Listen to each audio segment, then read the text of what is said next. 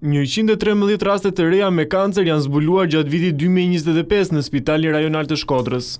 Mjekët ngren shqetësimin për rritjen e numrit të prekurve, por edhe për uljen e moshës së pacientëve. Ajo që neve na shqetëson më shumë është ulja e moshës. Pra, për fat të keq, mosha të reja po preken gjithnjë më shpesh nga kanceri. Ajo që ne këshillojmë si onkolog është që të gjithë personat duhet të bëjnë check-up apo kontrolle rutinë.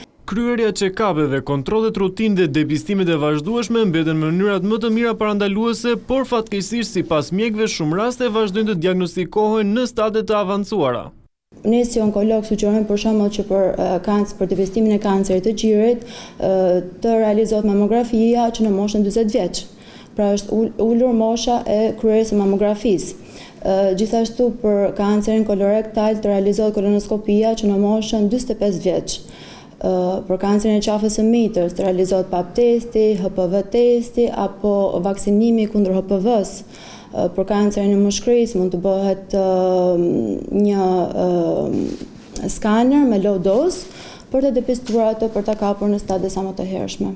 Fari Mezini, diagnostikuar me kancer të zorrës 4 vite më parë, vijon terapitë në Spitalin Rajonal të Shkodrës. Ai apelon për më shumë kontrolle dhe për besim ndaj mjekëve. Gjithkujt kenë besim te doktorata. Të vinë mos ta lanë gjama s'do se unë pak a shumë kam lanë i fije me oneste. Ju lutem të vinë sa më parë.